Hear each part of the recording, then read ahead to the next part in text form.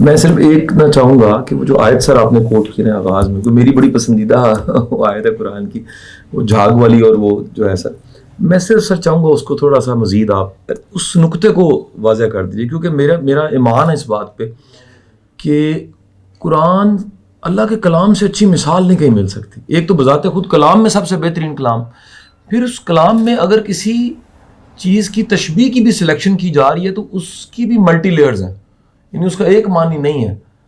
میرا ایک کامل ایمان ہے اس بات پہ کہ قرآن بے شک کہ ایک ہی ترجمہ ہے اس کا، لیکن اس کے مفاہیم، اس کی ڈیپتھ ہر ایک کے لیے مختلف ہے، وہ اس کی کیپیسٹی کے اوپر ڈیپینڈ کرتی ہے. میں سر آپ کی اجازت سے اس کو سوال بنا لیتا ہوں کہ یہ جھاگ کی مثال اور ٹھہر جانے کی مثال یہاں پر مقصود کیا ہے، اور اس کے ساتھ ایک وضاحتی سوال ہے، کیونکہ ریکارڈنگ ہو رہی ہے تو میں چاہ رہا ہوں کہ میرا وضاحتی سوال بھی بڑا سیریس لیا جائے. میرا یہ خیال ہے کہ اس وقت سیٹل ہونے والا پانی اور جھاگ میں تفریق بڑی مشکل ہو گئی، یعنی جو ٹھہر جانے والا ہے، وقتی جو چیزیں ہمیں دکھ رہی ہیں حقیقت وہ نہیں ہے. اور اس کی سب سے بڑی جو مثال میں اگر آپ کو دوں بغیر نام لیے، سیاسی حالات کے تناظر میں ہم پورے اخلاص کے ساتھ کسی کو فالو کرتے ہیں، اور اس کے بعد جب ہمیں حقیقت پتہ لگتی ہے تو وہاں ٹکنے کی صرف وجہ ہماری یا تو انا اور ضد ہوتی ہے، یا سوشل پریشر ہوتا ہے کہ سارے کیا کہیں گے، ہم تو نعرے لگاتے رہیں کسی کے. اس کم از کم سر گرہ کو کھول دیجئے کہ ہم جھاگ بننے سے بچ جائیں، جھاگ کو دیکھ کے اس سے متاثر نہ ہوں، اور اللہ ہمیں وہ سیٹل ہونے والا، دائم ہونے والا، قائم ہونے والا پانی وہ بننے کی توفیق عطا فرمائے. میں صرف یہ عرض کرتا ہوں، قرآن جو ہے ایک زندہ کتاب ہے، اور قیامت تک آنے والے حالات میں اس کے اندر رہنمائی موجود ہے. اور خاص طور پہ جب کوئی تمثیل بیان کی جاتی ہے تو تمثیل کا کوئی ایک مفہوم متعین کرنا درست نہیں. امکانی طور پر آپ کہہ سکتے ہیں، امکانی طور پر اس کا یہ معنی ہو سکتا ہے، حتیٰ کہ جو حدیث کے اندر بھی تماثیل بیان ہوئی ہیں اور قرب قیامت کے ایون حالات جو بیان ہوئے ہیں، یا مستقبل کی کوئی بھی سچویشن جو اللہ کریم نے یا نبی پاک صلی اللہ علیہ وسلم نے بتائی ہے، اس کا حتمی مطلب وہ نہیں ہے جو آپ کی سمجھ میں ایک وقت میں آ رہا ہوتا ہے.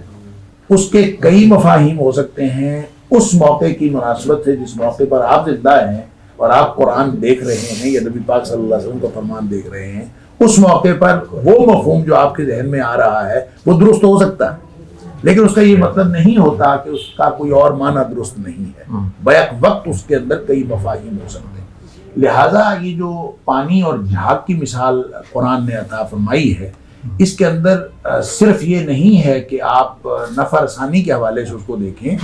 کوئی بھی چیز جو سالڈ ہوگی اور اپنی جڑوں کے ساتھ لگی ہوئی ہوگی وہ قائم رہے گی، اور جو چیز اوپر ہے، اب جھاگ کا مطلب دیکھیں، اس کی بیس کوئی نہیں ہوتی، اور جس کی بیس کوئی نہیں ہوتی وہ ختم ہو جاتی ہے.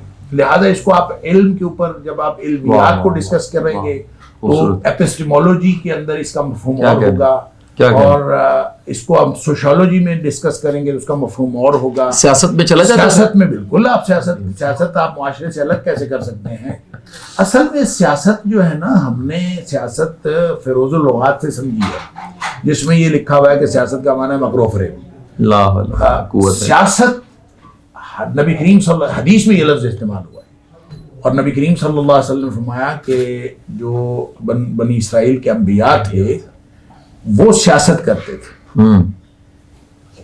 کانت بنو اسرائیل تسوسہم الانبیاء، ان کے نبی سیاست کرتے تھے. اور پھر جب ایک نبی چلا جاتا تھا اس کی جگہ دوسرا نبی آ جاتا تھا، تو ساری سیاست نبیوں کے ہاتھ میں تھی. وَلَٰكِن لَا نَبِيَّ بَعْدِي، نبی پاک صلی اللہ علیہ وسلم میرے بعد نبی نہیں، کوئی نہیں ہے. تو جب نبی کوئی نہیں ہے تو پھر سیاست کس نے کرنی ہے؟ پھر اصل میں تو سیاست کرنی تھی انبیاء نے. ان العلماء نے، ان العلماء ورثۃ الانبیاء، اصل میں سیاست کرنی ہی علماء نے تھی. سیاست کا معنی آپ سمجھ لیجئے، سیاست کا معنی ہے، ساسا یسوسو کا معنی ہوتا ہے نگرانی کرنا. اور جب آپ نظام سیاست کی بات کرتے ہیں تو نظام سیاست اصل میں ہے نظام اصلاح و نگہداشت. اصلاح و نگہداشت کا ایک نظام ہے جس کو آپ سیاست کہتے ہیں، اور جو شخص وہ کام کرتا ہے وہ نبیوں کا وارث ہے. اصلاح کا کام بھی کرے اور نگہداشت کا کام بھی کرے. تو نگہداشت اور اصلاح کا کام کون کرتا ہے؟ سب سے زیادہ علماء کرتے ہیں. آج کے اس گئے گزرے دور میں بھی علماء کرتے ہیں. معاشرے کی غلطیوں کی نشاندہی بھی علماء کرتے ہیں اور اس کی اصلاح کی کوشش بھی علماء کرتے ہیں. لہذا اصل سیاست تو کرتے ہی علماء ہیں اور علماء ہی کا کام ہے کہ یہ کریں.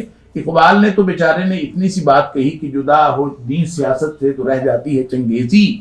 اس کو بھی ہم سمجھنے کی کوشش کرتے رہے آج تک، اور یہ نہیں سمجھا کہ دین کا مطلب یہ ہے کہ جو علماء دین ہے وہ سیاست کریں. آج بھی بڑا بالکل معروف تصور ہے کہ علماء کا سیاست کے اندر کیا کام، اور کوئی مولوی اگر سیاست کی بات کرے تو کہتے ہیں تیرا یہاں پہ کیا کام، یہ تو کام جو ہے وہ بالکل اور طرح کے لوگوں کا.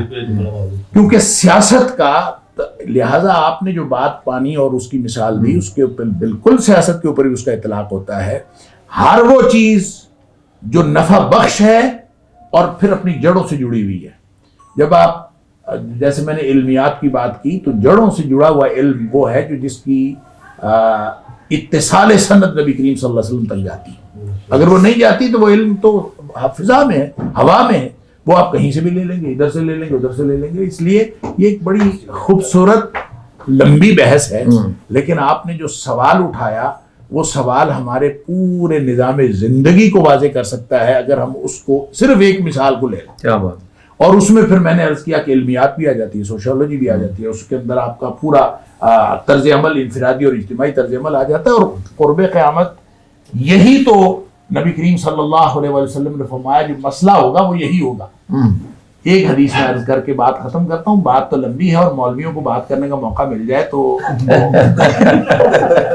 آپ تو موٹیویشنل اسپیکر ہیں، ہم موٹیویشنل تو نہیں ہیں. نہیں جی آپ بھی ہیں، لیکن ہم صرف مولوی ہیں الحمدللہ، اور مولوی ہونا ہمارے لیے قابل فخر ہے الحمدللہ. نبی اکرم صلی اللہ علیہ وسلم نے فرمایا ان من اقتراب الساعہ، قرب قیامت کی نشانیوں میں سے یہ بھی ہے، بے شمار نشانیاں یہ بھی ہے، ان توضع الاخیار وترفع الشرار.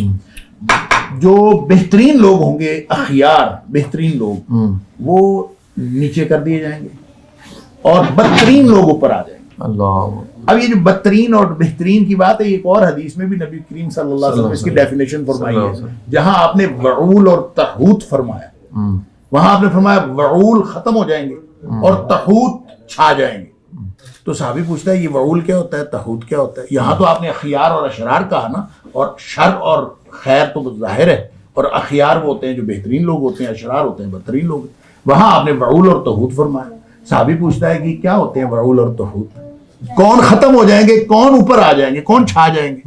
نبی کریم صلی اللہ علیہ وسلم نے فرمایا وعول جو ہیں ہم اشراف الناس ووجوہہم، یا فرمایا وجوہ الناس واشرافہم. یہ وہ لوگ ہیں جو اصل میں معاشرے کا چہرہ ہوتے ہیں، اور جو ان کے اشراف ہوتے ہیں یہ وعول ہیں، یہ ختم ہو جائیں. آہستہ آہستہ لوگ نکو بن گئے، معاشرے میں بیٹھ گئے اور چھا جائیں گے. تحوت، صحابی پوچھتا ہے تحوت کیا ہے؟